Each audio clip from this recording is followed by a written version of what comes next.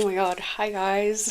Welcome back to another episode of Lily's Little Life Corner. I got a new whiteboard and I need to redesign my little whiteboard design so that you guys can see it clearly, but I know you can't see that, but that says I'm back. And today we are going to be reflecting on my channel. I say we because you guys are going to be listening with me, but I'm going to be the one that's reflecting on my channel and everything. So, it's been a really long time since I've uploaded an episode, and I kind of want to talk about why, and then also revisit the past and talk about some of my favorite episodes and why I'm no longer gonna do episodes like that. So I hope you guys have a snack by your side, a drink by your side, and we're gonna get into it. I wrote down some notes and I'm gonna talk about why. If you guys have listened to my podcast before, you guys will know that I don't really do notes anymore. I don't really do scripts anymore. And so we're going to talk about that. But first, let's get into kind of a recap of my podcast. So my podcast started in mid to late 2024, and my original view for my podcast, the reason why I wanted to create a podcast in the first place is because I was seeing a lot of things happening on social media where I was like, I think I can explain why someone is doing this. I think I can talk about it with people. I think that's because I was, really interested in psychology and the whole nature versus nurture and what environmental happenings do to us, right? And how they shape our perspective as people. However, I was not prepared for the amount of research that I was going to have to do. And I talked about this before, but I first started with my Mayo Mom episode,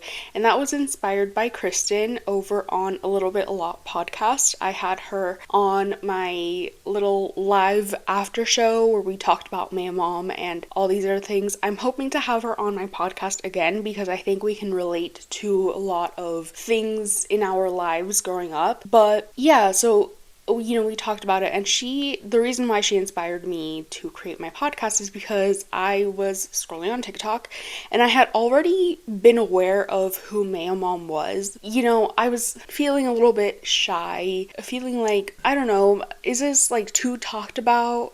Are the people watching on TikTok going to come over to YouTube? Do the people on YouTube know about Mayo Mom? And then I was scrolling on TikTok and I saw Kristen, and it was a TikTok, a promotional TikTok of her podcast, and she was talking about Mayo Mom, and she provided some more insight that I talked about in my episode. If you guys listened to that episode, you might remember me saying, I was scrolling on TikTok and I saw this TikTok of a woman talking about Mayo Mom as well, and she was talking about how Sean's meat, the way that she cooks her meat is the way that Sean cooks her meat is the way that Gordon Ramsay would want the meat to be cooked, and yet her mom is saying, it's undercooked. Right? Everything is undercooked to her except for her chicken. But so that is what inspired me to start my podcast, because I realized, well, there is an audience for people to be watching this stuff on YouTube. And so that's when the idea formed of, well, maybe I can take topics that are being talked about on TikTok and turn them into YouTube/podcast things,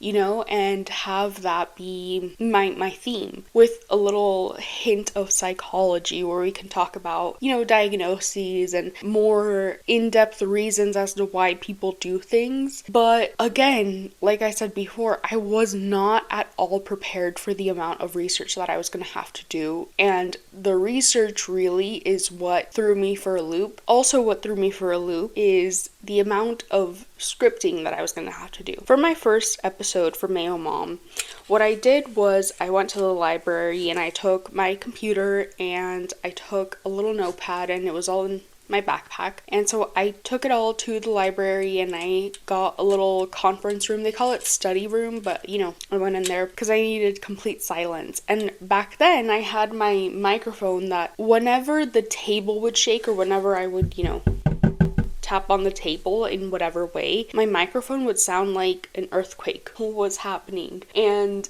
it was just so frustrating to have to deal with. But anyway, setting the scene.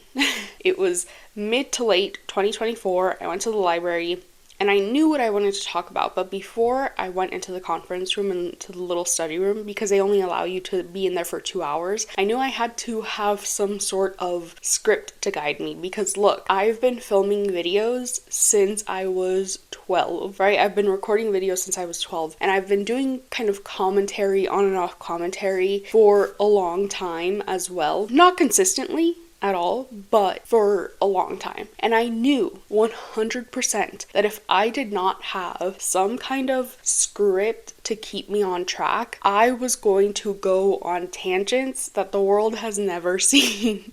Okay, so I sat in the library and I took my little notepad and my little pen and I started writing out, like, okay, this is what I want to talk about, this is, what I want to say. And then I also had to research, like, okay, well, what is narcissism and how does that, happen? And so I had to go on my computer, type up, like, on Google, what is narcissism, like, symptoms of narcissism. And, I started writing down, like, okay, so if these are the symptoms of narcissism, then this is what I want to talk about in relation to my mom. And then I went into the little study room and I started recording, and there were still a lot of ums and so and like and and right. Those are my favorite filler words.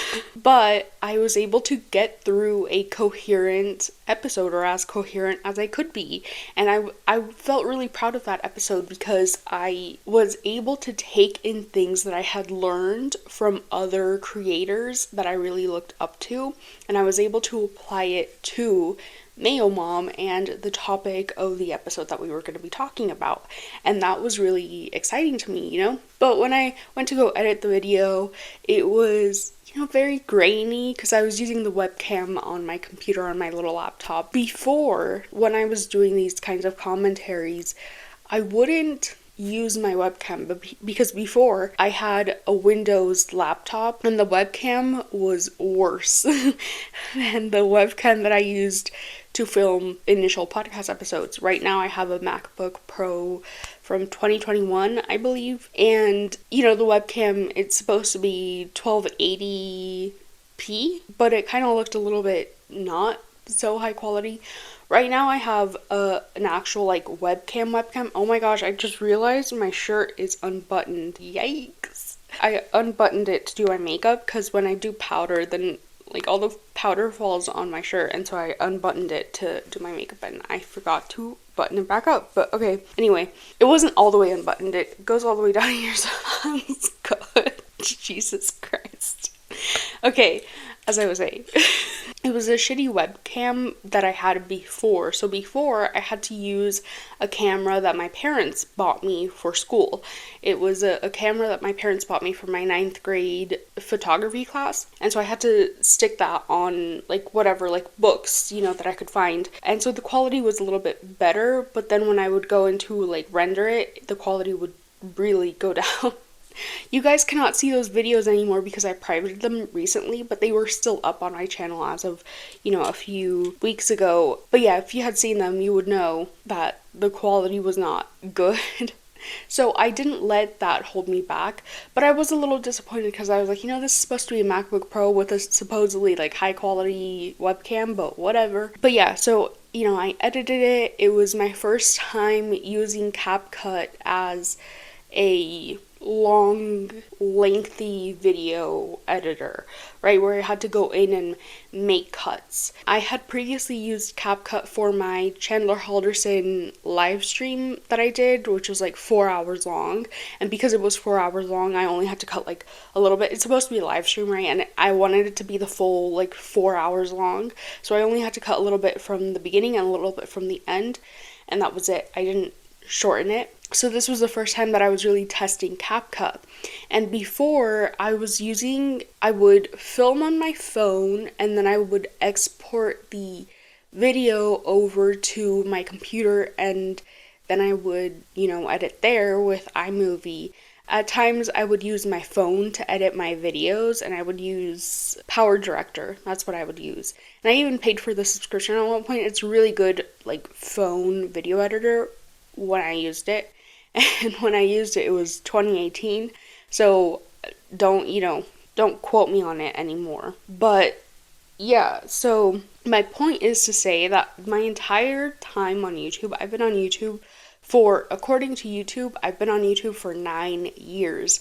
And all that time, I have been creating with whatever was at hand, like with whatever I could scrounge up to create. But like I said before, whenever I would create, it was not consistent in the slightest. It would really take me a lot of trial and error and trying to experiment and see what I wanted to do and what I wanted my channel to be about. At one point it was an art channel, at one point it was a makeup channel, and it was just a bunch of different types of varieties. And that was another challenge that I had to kind of overcome when I decided to do a podcast, is that I had to understand and be prepared for weekly uploads. In fact, I tried to do a podcast before, and it was a podcast called Curiosity Killed the Cat, but Satisfaction brought it back. That was supposed to be, the title of the podcast. And basically what I was going to do with that podcast is I was gonna go on deep dives and do research for the podcast. And my first episode was going to be about the oldest skeleton found in the world. And it was skeleton in China. I think I still have the notes. I hope I didn't throw them away, because recently I cleaned my room and I don't think I did. I think I have them in one of my binders. But yeah, it was, the history of the oldest skeleton found. And I still kind of want to do a podcast like that at some point, because I really was invested into that podcast. But like I said, the research was just so much that I was like, I'm going to quit while I'm ahead, and I'm going to be honest with myself, and I'm going to tell myself I cannot do this. I cannot do this amount of research for a weekly or even bi-weekly podcast. So I let that idea go. This was back in 2020 or 2021. It was when my brother was in college, and I remember using the university computers to research because I was bored. I was waiting for my brother to leave his university class, and I was like, well, while I'm here, why not just use the university computers? Because I had a login. And so I was, typing away, and I was like, I really am interested in archaeology. Let me go down this archaeology deep dive. And I ended up finding that by chance, which is why the podcast was supposed to be called Curiosity Killed the Cat. Because, and really, curiosity killed the podcast. But anyway, so I've always known that I wanted to do something research based on my channel, or at least on my platforms. And so back then, I don't know if you guys remember, there was a thing called anchor.fm, and it was a place where you could go in as an amateur and just record podcasts, and that's where I was supposed to be hosting. Now Spotify bought it because monopolies and whatever, and so now I'm having to use Spotify to upload my podcast episodes onto Spotify and things like Apple Podcast. But point is, I've always wanted to do something research based on my platforms, and so when I came up with the idea for Lily's Little Life Corner, I knew my history, number one, and I knew how off tangent and off script I could get. So I had to come to terms with either I do this podcast and I commit to this podcast, or I'm not doing anything at all. And so I had to really mentally prepare for this podcast, and I had to really think about, like, okay, what am I going to be uploading? What am I going to be talking about? What do I want out of this podcast? Like, do I want to expand my knowledge? Do I just want to share the knowledge that I already have? What is the point? Because with Curiosity Killed the Cat, it was a podcast where I was going to be learning. And then I was going to be sharing what I learned with you guys. And, I would have the disclaimer that this is research that I did. If anything is wrong, please understand that this is everything that I could find on the internet. I am not an expert, etc., etc. Which is kind of similar to the disclaimer that I had at the beginning of this podcast. I'm not a psychologist. I'm just an armchair psychologist. I'm not an expert. Please don't refer to me for medical advice, because I cannot tell you. This is all research that I have done on the internet. Don't quote me for anything. But with this podcast episode, Lily's Little Life Corner, it was a little bit different in the sense that I wasn't going to do as much research as Curiosity Killed the Cat. I was going to be doing less research, and I was going to be setting the scene with my podcast episodes. So with the Mayo Mom episode, instead of going in depth and talking about, narcissistic parents and what, like, the science behind what makes somebody a narcissist, theories, medical studies, etc., I was going to tell you guys, this is Sean. She uploads on TikTok her cooking videos, and she has her mom rate her cooking, and her mom is never pleased with the food that she makes. And so we are going to be talking about how this can affect Sean through my own personal experience, through what the comments are saying, and also a little bit of research on the side.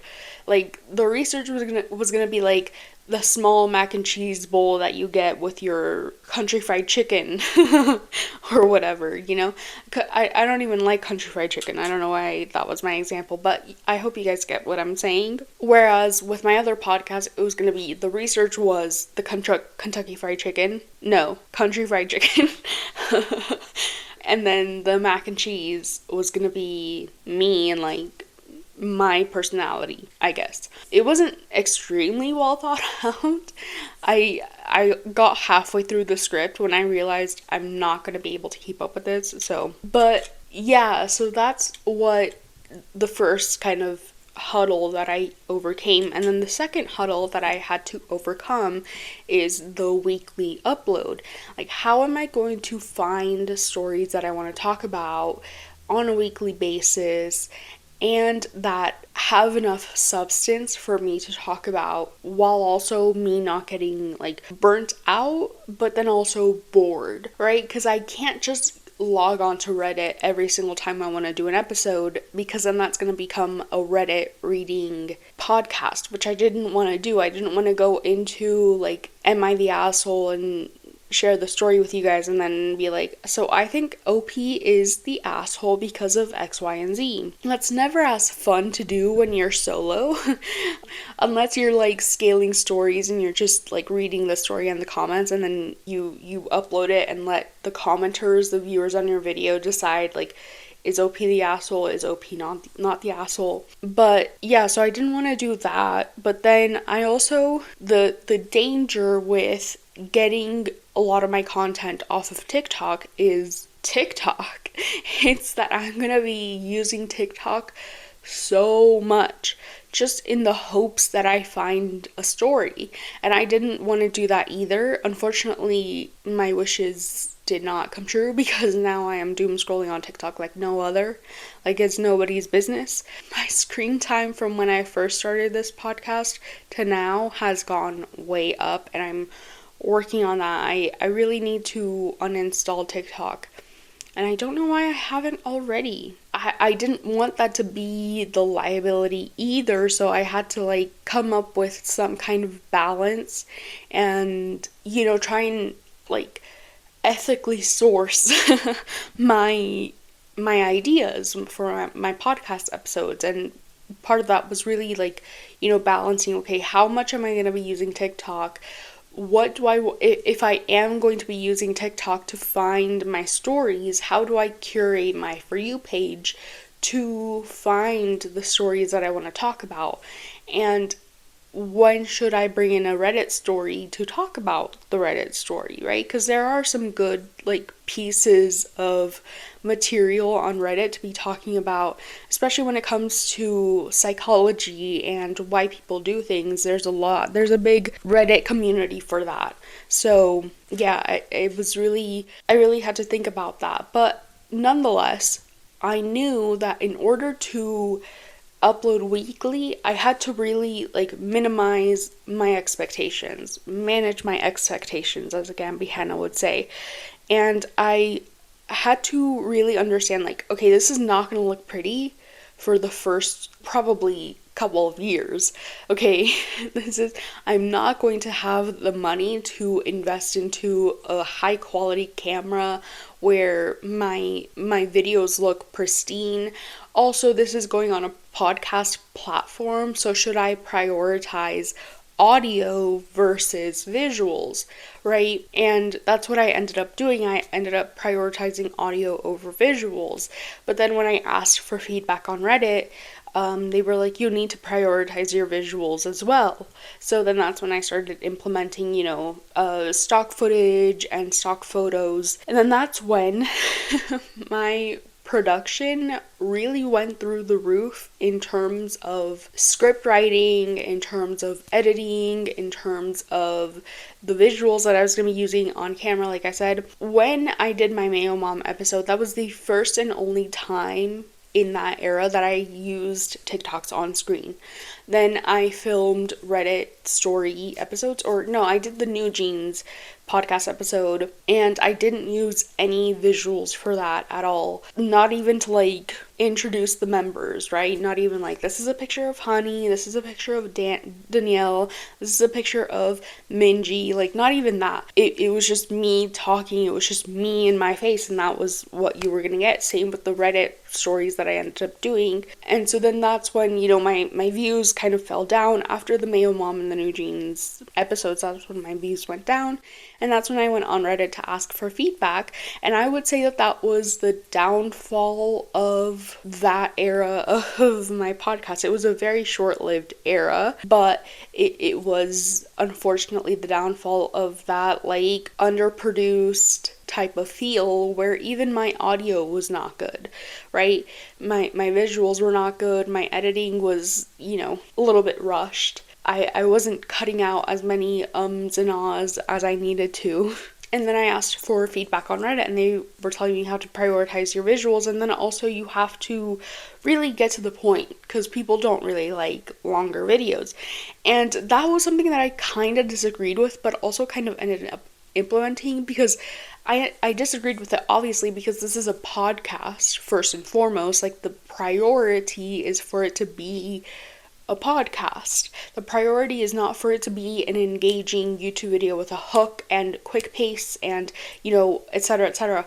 The priority was for it to be a podcast that people could put on the background and do chores with, as they were listening. And that's why whenever I show TikToks on screen, I'm always describing what is happening, because I know that some of you guys listen to this on Spotify, some of you guys listen to this on Apple Podcasts, some of you guys put this on YouTube, on your TV, and then you go and do chores, or you put this on your phone and you go and do chores, right? So that was and will always be the priority, is for the audio to, be above and be more prioritized over the visuals. It's fun to, it's very important to me, and it was and is still very important to me, that the people who are only listening to this understand what I'm talking about, which is why I'm kind of, working on my enunciation. That's also why I got braces, is because my lisp was getting a little bit too hard to deal with. And okay, I didn't just get braces for that, but it definitely went into why I got braces. I also ended up getting braces, because I had an overbite, which I knew, and that was causing trouble with my teeth grinding, and now I'm having to work on my teeth grinding because I still grind my teeth. But yeah, I did prioritize the audio so much. So that's why I disagreed with it, because, that's the whole reason why I'm even uploading it in the first place. And it's a podcast first and foremost.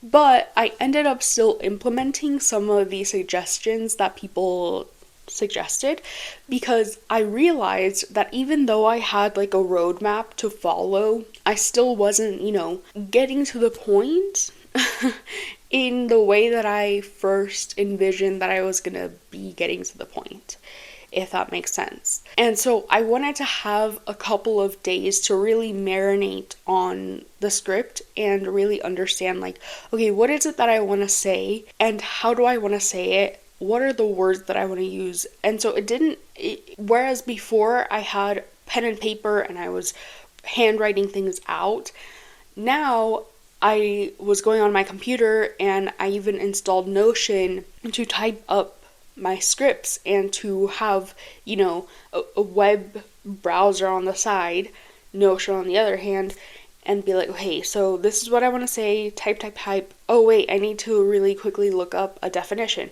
No worries, let's go on Firefox. What is blah blah blah, right? Okay, Oxford Dictionary says, etc., etc. And then I could really quickly copy and paste and into my Notion document. So it was streamlined, but it still ended up taking forever to do that. And it really slowed me down, and it also created this expectation of perfection in a way. So my scripting, like I was saying, created sort of an expectation of perfection, and I knew that my podcast was never going to be 100% perfect to other people's standards. But when I started script writing, my expectation for myself grew to an expectation that I could not meet, especially not on a week-to-week basis. I did a couple of episodes that were not scripted. It might have been like up until my interview with Rin. I'm gonna look this up because I don't think it was that many episodes that I wrote that I had like a very intense script. Let's see. So it was 1, 2, 3, 4, 5, 6, 7, 8. Right, it was 8 episodes that had that old sort of format where I did not have a lick of script. I had questions that I asked both Rin and Jamal when I did my code switching episode.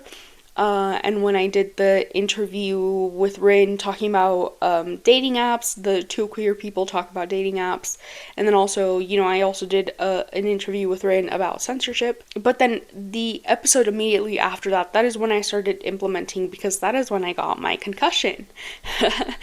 And I don't think I've talked about how I got the concussion, but that was mostly because of just me trying to process the information. But I got a concussion because Rin and I got into a car accident immediately after filming, not immediately after, but a little bit after filming our episode on dating apps. So my side of the car, because Rin was giving me a ride to my home, and the car that ended up hitting us on my side.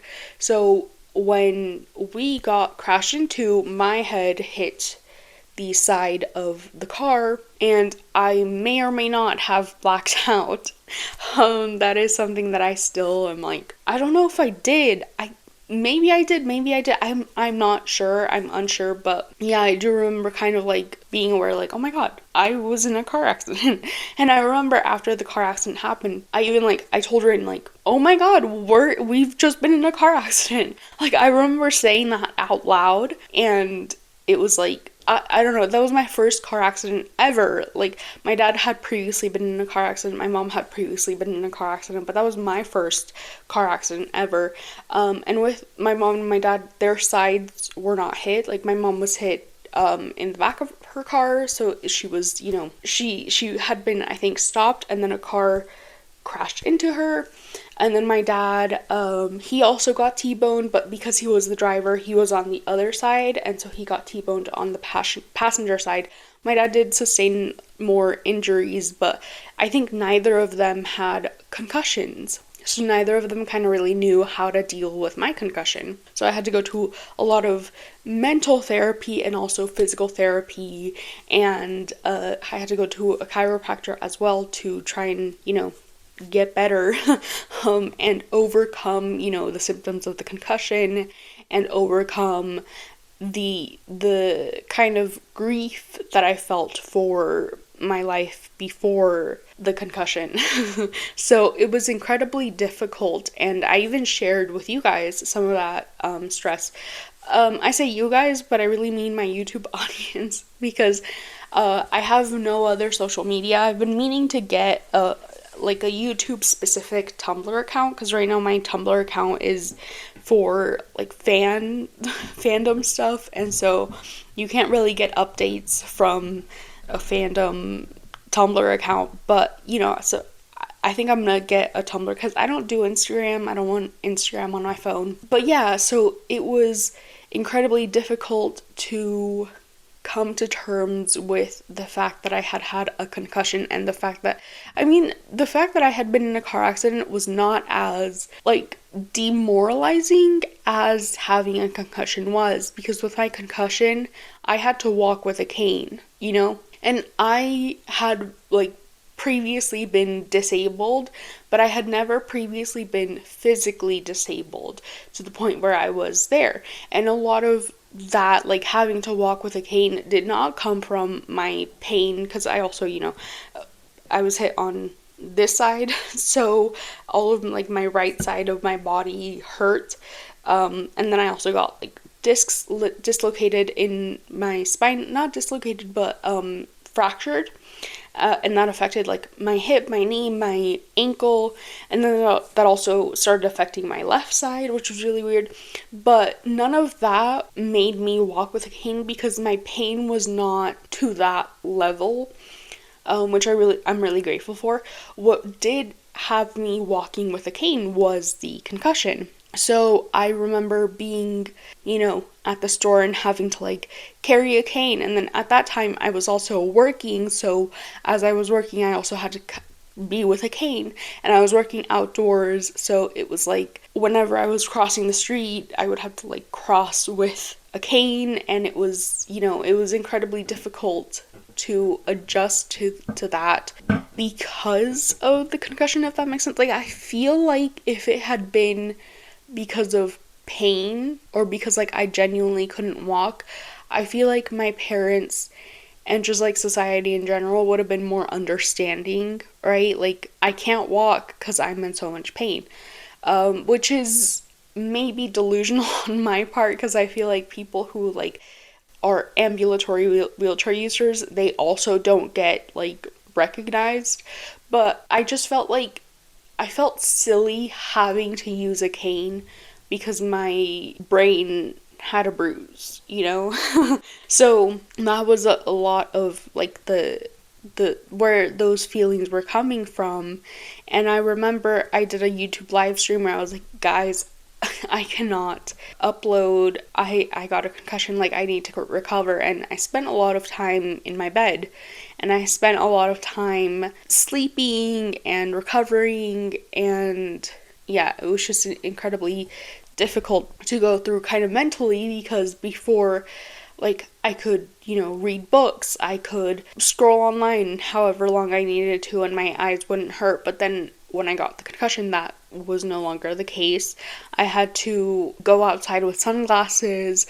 Even like being in my own house, like this amount of light would hurt my eyes, so I had to like walk around with sunglasses, and it just, everything felt like I was so dramatic. So when I got the concussion and I realized I was gonna have to stay at home, I couldn't, travel to the library, I couldn't film anything at the library, which that's where I had been filming a lot of my episodes.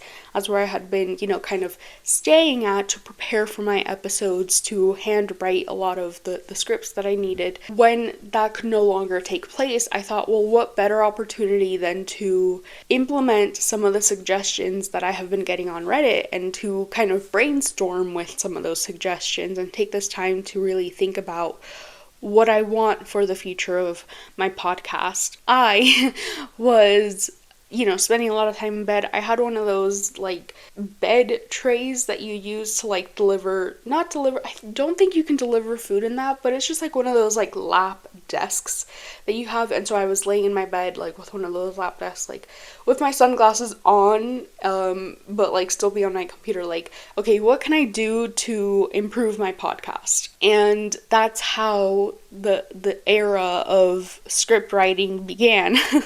Where I had to write these really extravagant scripts, because again, to my expectations of myself, I felt like I could do more. And so when I was writing the scripts, I just kept adding more and more. And then the next episode needed to top that, so then I needed to write more and more. And that's when I started doing the whole like, okay, I don't think I can upload once a week anymore. I'm gonna have to upload bi-weekly, so once every 2 weeks, because these scripts are taking so long to complete. And actually, my first episode with a script was dating apps are intentionally designed to suck. So I had to read studies for that. I had to read how people felt about dating apps, and if people felt that dating apps were working for them. And then my next one was y'all's boyfriends suck, and I remember I had to do research on the whole heteronormative kind of like idea of you having to stay with your boyfriend if you are a woman, and you have to, think about like marriage and kids and suburban life. And I remember, that was very interesting to research, and I really enjoyed learning about that, because now I can go into my own, future relationships and be like, okay, this is why I'm feeling this way. How can I subdue some of those like effects of propaganda, essentially. And then, I did my Call of Duty video essay, which that one was very half-assed, I won't lie.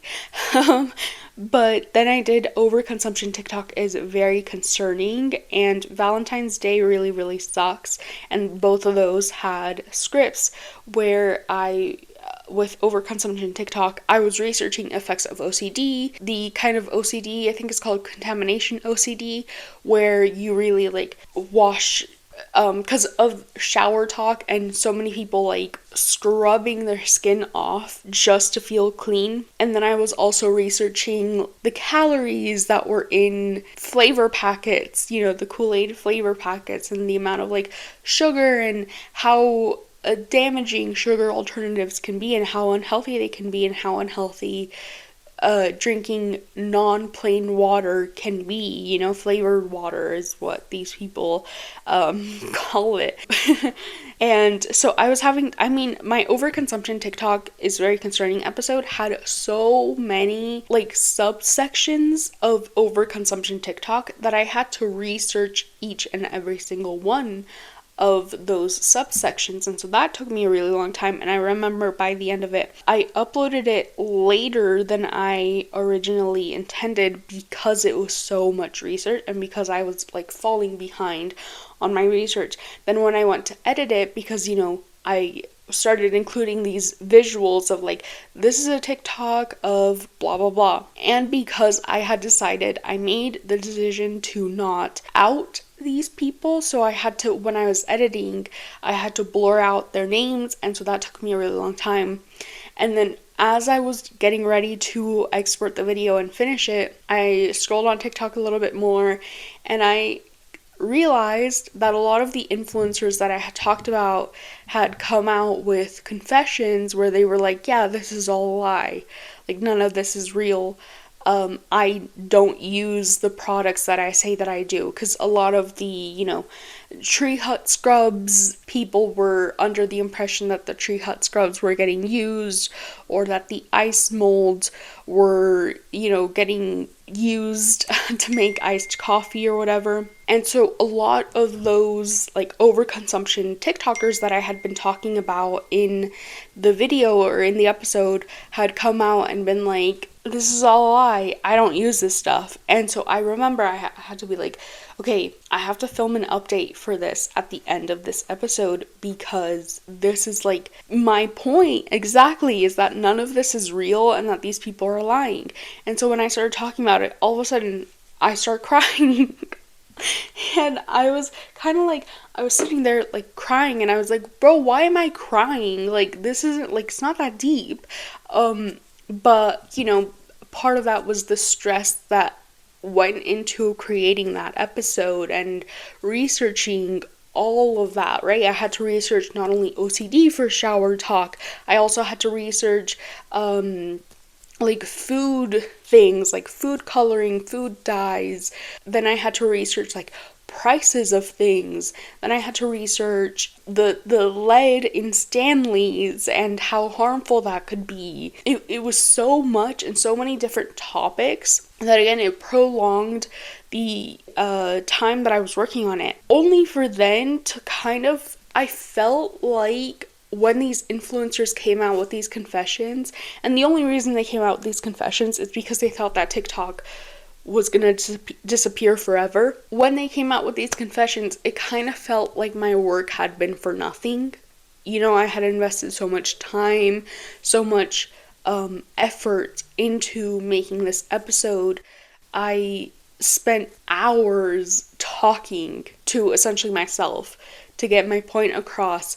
I spent hours writing up a script that I then I remember I had to go back multiple times to add stuff, to remove stuff, to make sure it flowed, to make sure it made sense, only for these influencers to be like, what are you doing all that for? I'm just gonna come out and say it's a lie, right? Like, I put in so much research and so much effort and so much time into this episode to make the point that this was all a lie and that people were lying to your face and saying that they were doing things that they weren't actually doing, only for the perpetrators themselves to be like, and so what? Right? Or lying, and what are you gonna do about it? And so I had not planned in the slightest to cry at the end of that episode, but all of that kind of culminated into me being like, then what was this for? Like, what did I do this for if they were only in, like, and of course I didn't know. Now all of a sudden I'm crying here as well. Of course, when I was, putting all that research into that episode, I had no idea that they were gonna come out and be like, and what about it? But it just proved to me that I could not do that. I could not do that. And so I took a break for another 2-3 weeks, and I worked on something a little bit more lighthearted, which was my Valentine's Day episode, where I looked into the history of who the fuck is Saint Valentine, and I also looked into the history of, I feel like I just heard someone yelling and I'm home alone. Suddenly I'm not crying anymore. I looked into the history of the commercialized aspect of Valentine's Day, which was my whole point of me, the whole reason why it's titled Valentine's Day Really, Really Sucks is because of the commercialized aspect of Valentine's Day and how commercials and just big advertisements in stores make you feel like you have to do something for Valentine's Day. And that was, the whole point. But after that, that's when I was like, okay, no more scripts. And to put it into perspective, I did 8 episodes with no elaborate scripts, and then I did 3 episodes with elaborate scripts and decided this is not a life for me. This is not what I want to be doing. This is not what I want to spend my time doing, and I'm gonna step back from this. I'm gonna step away from this. And step away I did. Honestly, I don't even know why I did that in the middle of me having concussion symptoms. I feel like that was very dumb of me. But again, I guess the concussion can excuse it because I was clearly not thinking clearly. But yeah, I realized it's not what I wanted to be doing. Despite my love for research, I didn't want to be researching things that influencers were doing, if that makes sense. Of course, I always, that was the point of my podcast. That's why I first started my podcast, is to talk about things that were happening on TikTok and then give, a grounded reason in psychology as to, the effects of that and what that might do to an audience, but what that's doing to the influencer, and just explore the topic deeper. Explore the topic in a deeper sense. But if it's only influencers doing it, I didn't want to be talking about that, if that makes sense. And I don't know how else I can explain myself, because whatever influencers do, normal people that follow them are bound to also do it, right? So it's not like it's a thing, well, oh, it's only affecting influencers, I don't care about it, because it's not just affecting influencers. And that was the thesis of that overconsumption episode, is that these influencers are influencing other people to also participate in the same things that they are doing, right? So if an influencer tells you, oh my gosh, you have to buy this ice mold, it is so perfect, and look, it comes out with like rose shapes, and so you're gonna have a huge block of ice sitting at the bottom of your coffee, but it's gonna look so aesthetic. Trust me, people are going to be buying that really aesthetic ice mold, even if the giant block of ice makes their coffee so watery and so not worth it at the end of it. They're still gonna buy it. They're still gonna be like, oh my god, I want that ice mold, even if they don't drink ice drinks. Like, I don't drink iced coffee, but I'm not gonna lie, when I was doing the research for that podcast episode, I saw a bunch of, colorful ice molds, and I was like, I want ice molds, right? But I have no space in my freezer. I don't drink ice in my coffee or in my water even. Like, I do drink cold water, but I don't drink like ice cold water because I cannot handle ice cold water. Some people can, and I, applaud them for that, but I cannot handle ice cold water, so there's no purpose. I mean, we have an ice maker in our freezer, and we rarely use it. We really only use it when we're making, agua fresca, which is, like, juice is the best way that I can describe it, like agua de horchata, if you guys have ever had that, that's when we use ice, and that's in the summer, and it was winter when I was making that episode, so I was scrolling on TikTok, and I was like, I definitely don't need ice molds, but the urge to buy these cute ice molds is so strong. But I don't need them. So I don't want to say that whatever influencers are doing don't affect the population, especially with shower talk. Shower talk was one that I'm really glad that I researched the way that I did. Despite all of the pain and the tears that went into the research, I'm really glad that I ended up doing it anyway, because I do think that is very concerning to have such a young group of girls feel like they will never be clean when society already puts so many expectations on these young girls. These young girls not only have to worry about their hair and their makeup and their clothes and their outfit and their style, they also now, on top of that, have to worry about them smelling good, them like scrubbing layers of their skin off of their skin every single time that they shower, because they feel dirty, because they feel disgusting. Some of them shower multiple times a day, and they're destroying their skin barrier because influencers are telling them that they have to go out and buy the latest Tree Hut scrub, when the Tree Hut scrub does nothing but damage to your skin. And so, I'm really glad that I talked about it, because that does, obviously affect the population. But I guess my point is, like, if it is an influencer trend, that's most likely gonna stop in, like, give it a year, Like, now it's been a year, and people, they still hoard their Tree Hut scrubs, but they don't make as much shower content as they used to. It's more so about the overconsumption of it all, right?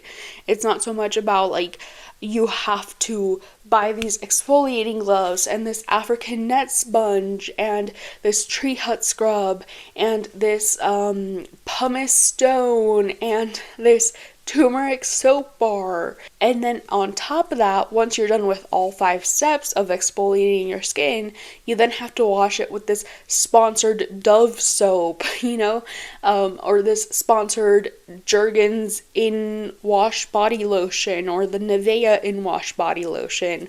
And it's all sponsored. Use my code, right?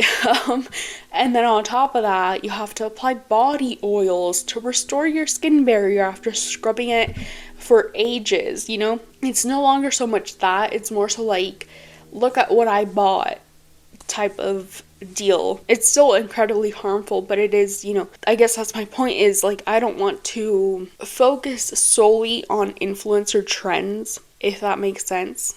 And yeah, so then my next episode after that was talking about an album. It was talking about Lisa's album, and I think it was Self-sabotage is what I titled it. Let me double check. No, it was a conversation about the toxicity of K-pop and a bland album. And it was talking about Lisa and her album. And then the next episode, that's when I took my season 2 intro break. And then I did self-sabotage, and then influencer marketing, and then I did the interview with Yossi, and then I did the AI art and cheating, rise of conservatism, the Kendra episode, parasocial relationships, and me sabotaging myself. So obviously, topics have come back down to earth, but I think I only uploaded like 6 episodes this year of 2025, and it all leads back to that overconsumption episode and how, I don't want to use this word, but how traumatizing it was for me. I still have feelings about it to this day. I cried over that, but not the concussion. No, but I was gonna cry about the concussion, but then I stopped myself. But yeah, it was just such a dark moment in my podcast life, especially the feeling of hopelessness that I got researching a lot of those topics, and how, just remembering how overconsumption started as a trend back when I was a teenager, 10, 11, 12 years ago. And, seeing the Jaclyn Hills show off their makeup room back in the day on YouTube, and having a closet or a room full of just makeup that would never ever get used. And then seeing the parallels of that to now influencers on TikTok showing off their skincare room, where it's just a room full of skincare that will never ever get used. And it's a lot of the repeat stuff, it's a lot of the same moisturizer, and it's all just lined up in a shelf, and the same toner pads, and it's all just lined up in a shelf, and it will never get used. I have toner pads that I bought not that long ago, and I'm still not halfway through them, And so just seeing the parallels of that and feeling that hopelessness of man, when is this ever gonna stop? When are people ever gonna realize that you do not have to buy this much? And just coming across so many TikToks of young women, young girls, starting their TikTok page just to look like the overconsumption influencers on my TikTok, and seeing them spend so much money on things that they will never use, and the only reason why they want to have a skincare room or a makeup room or a tree hut scrub room is because they want that aesthetic. They want that organized hoarding aesthetic. And that was also part of my research. It's how do hoarders become hoarders, and what is hoarding? And I looked into it, and it was just so depressing, and just the thought of the future generations growing up with this content and getting influenced to do that and to participate in that and to spend their hard-earned money on products that companies release with kind of no care in the world, right? We talked about Sephora Kids and how Drunk Elephant was capitalizing off of Sephora Kids, and how they were not releasing warning statements parents, please do not let your kids use Drunk Elephant on their not yet mature skin.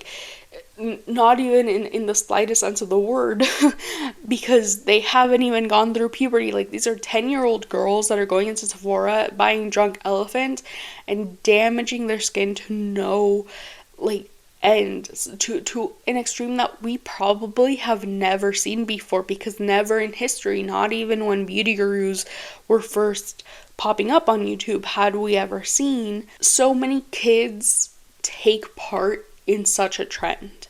And the only reason why so many kids took part in this trend is because of TikTok. And it's because now more and more parents are allowing their kids to have TikTok. And so with TikTok, comes the exposure to a lot of things that kids should not be exposed to. And I don't just mean, NSFW stuff, but I also mean skincare, kids don't need skincare, but Drunk Elephant doesn't care about kids not needing skincare. They just want to sell.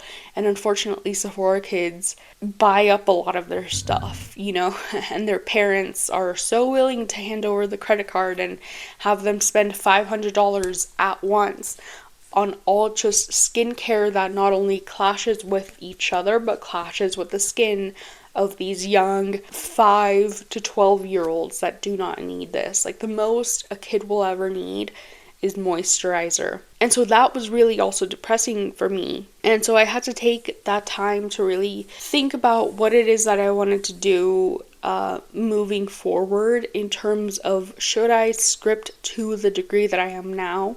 Obviously that was a no.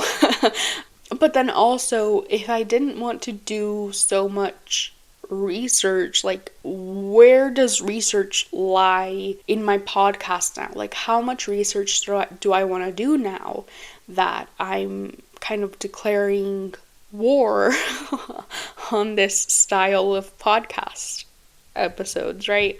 Like, what is the future of my podcast?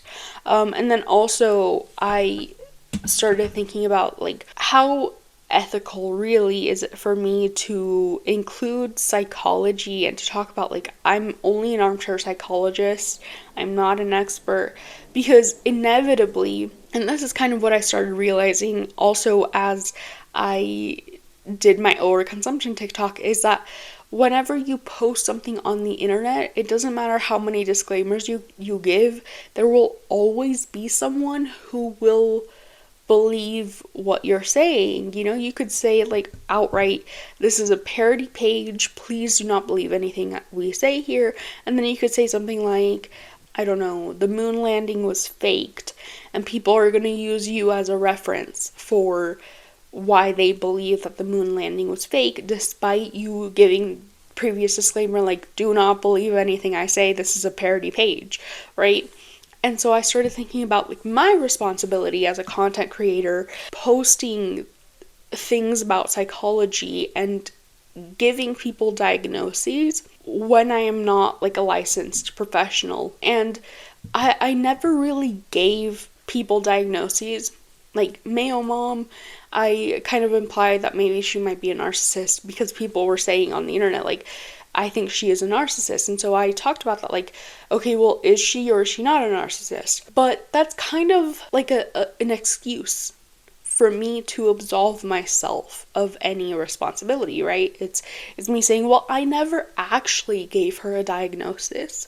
It's like, well, no, but you did imply that she had that diagnosis was applicable to her, right? And that is a responsibility that falls on my shoulders, and that is a responsibility that I have to also think about as I'm making this content, is, like, technically I didn't diagnose anyone, but the mere fact that I'm even, like, suggesting it is harmful because I am not a licensed professional, but also because even if I say, like, guys, I'm not diagnosing, like, please do not believe me when I say, like, okay, let's hypothetically, if she were a narcissist, or hypothetically, if this person had bipolar disorder, or hypothetically, if these girls had OCD, like, even if I say that, there will still be someone out there who will watch that and be like, okay, maybe these young girls do have OCD, and then they're going to run with that assumption. They're going to tell everyone that these girls have OCD, or, they're going to make their own conclusions, and that is a responsibility that I also had to think about and come to terms with in terms of, like, the whole why do people do that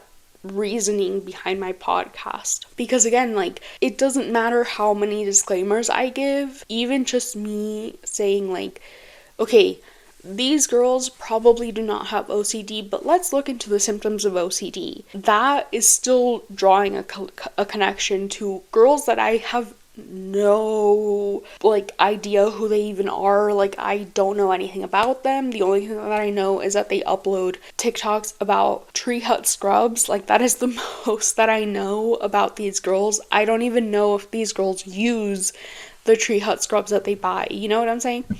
But I'm still making that connection to OCD. And it's not, like I said, it's not technically a diagnosis, but it is still a responsibility that I have to bear, as I am still the one drawing that conclusion. So, I started thinking about the ethics of my podcast episode and thinking about, how ethical is this really, and who am I hurting in the pursuit of information and in the pursuit of getting information out there? Like, what is that doing to people that I don't even know? And as I'm saying this, I'm kind of realizing, like, maybe I don't want to upload or even film the next few episodes that I had planned, because the next episodes that I had planned, it's a lot of speculation.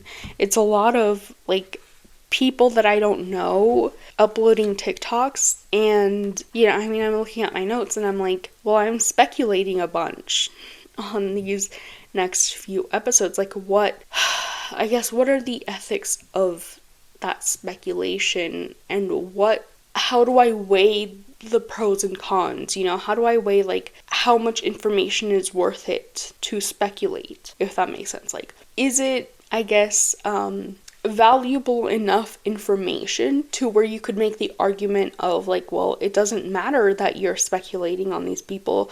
What matters is the amount and the quality of the information that you're spreading. Or is it, no, the quality of the information that you're spreading is nowhere near worth it to speculate on strangers' lives? And so I also had to think about, okay, well, if I no longer feel comfortable speculating on people's lives, what is my podcast going to become then? Like, what's the end goal here? Because I love my podcast. I love this little corner that I've created, and I just barely created this corner, so it's not like I can say, well, screw my podcast, I'm ending it, right? And I'm only going to prioritize video essays, because then this wall is going to go to waste. This little cloud thing is going to go to waste. The butterfly, I'm not, like, it was a gift. Like, where do I hang it? I just barely 2 days ago bought this whiteboard. Like, what am I going to do with this whiteboard? What am I going to do with this lamp? This lamp, honestly, I only have it because of my podcast, right? And so then I started thinking about, okay, well, what if I do Curiosity Killed the Cat? And as I say that, I realize how nonsensical maybe that sounds, because I just said that the amount of research that I did on my overconsumption episode killed me and made me feel just awful about it for weeks afterwards, to the point where I stopped doing that format for, like, just completely. I completely abandoned that format.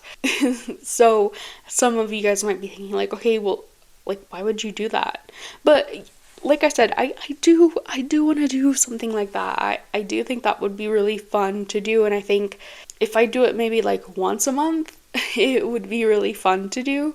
But then what is going to be of Lily's Little Life Corner? Like, I love that name. This is my life corner here. This is my little life corner that I've created, with my books over here, with everything, with the decor. I mean, I found this perfect wallpaper that matches the rest of my room.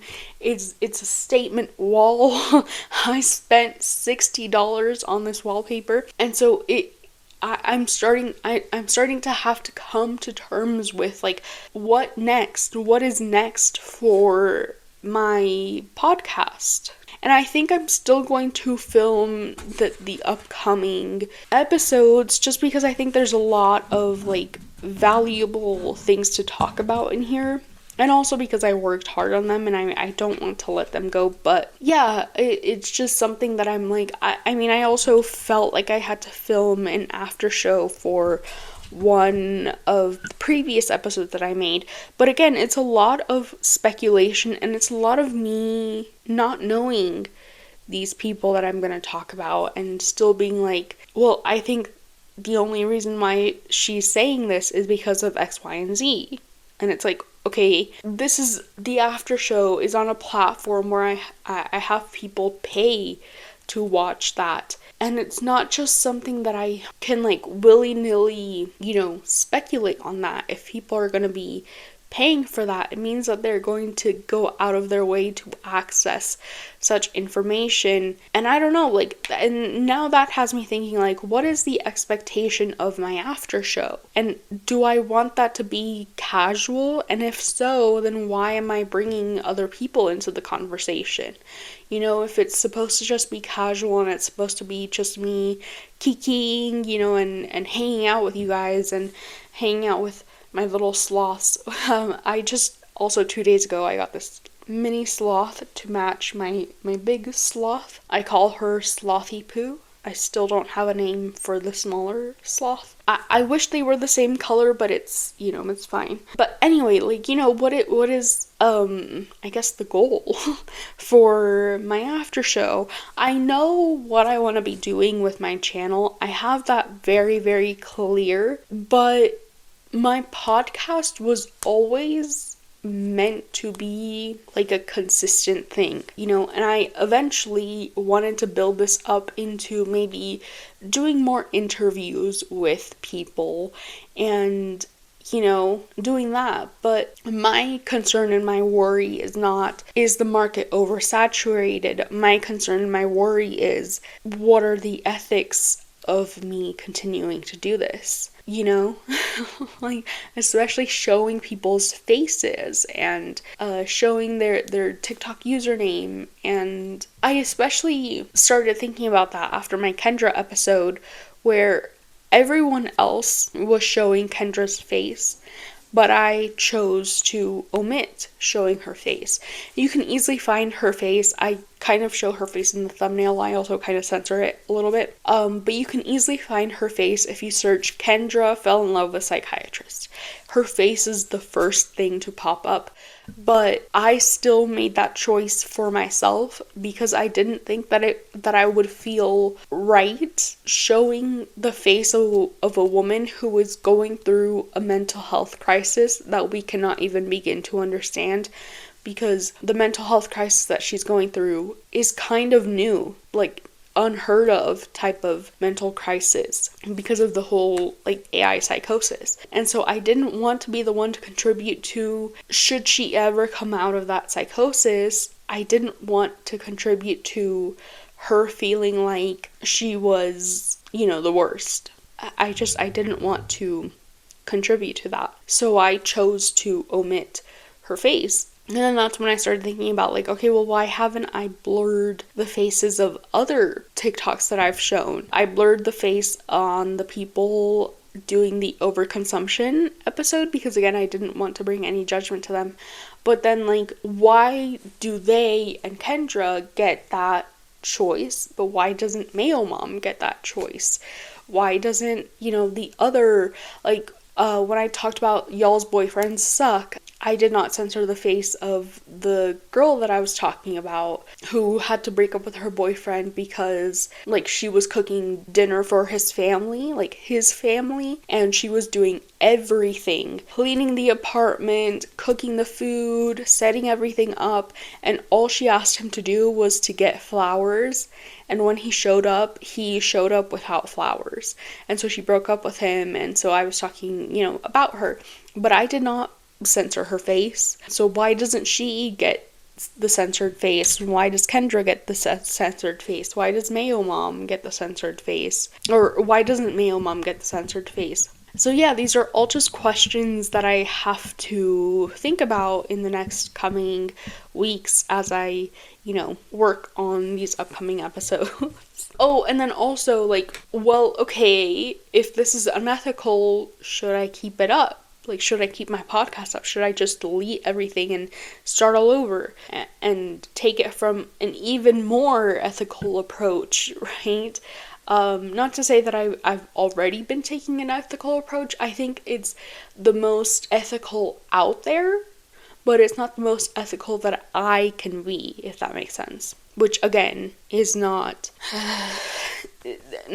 it does not meet my expectations. So yeah, I really have to think about that, and I'm sure you guys will let me know your opinions and let me know what you think about that. And maybe this won't get as many comments anymore because I have neglected my channel so much, and so this will probably only get like 10 views.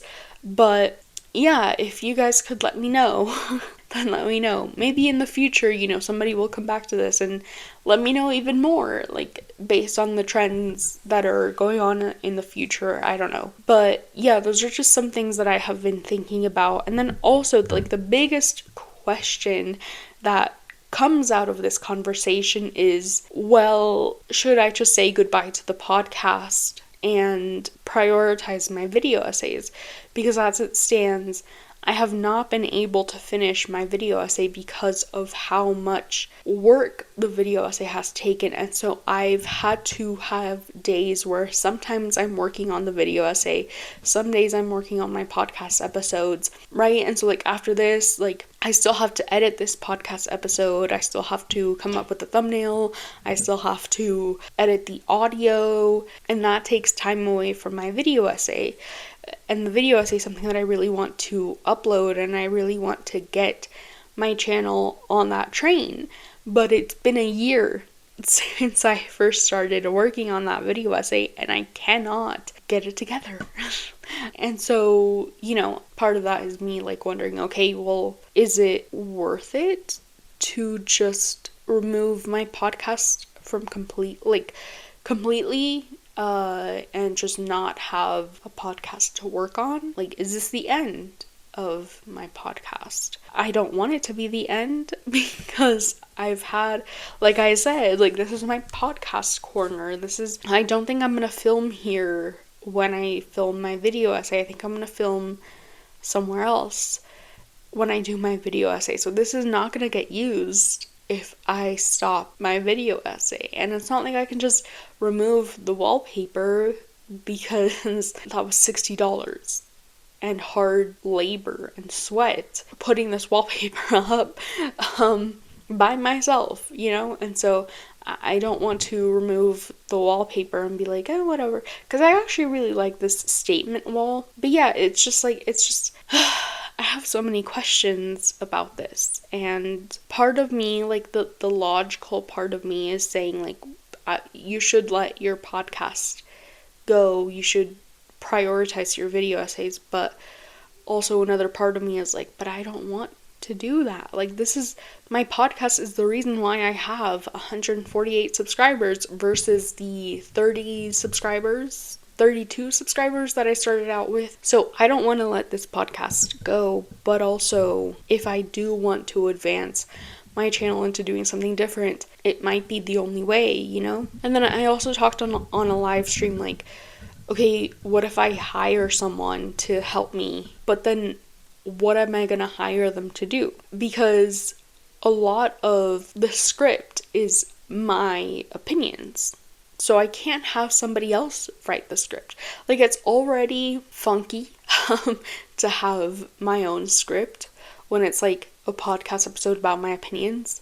And it's like, you need a script to tell us your opinions, right? But no, I don't need a script to tell you guys my opinions. I need a script to stay on track.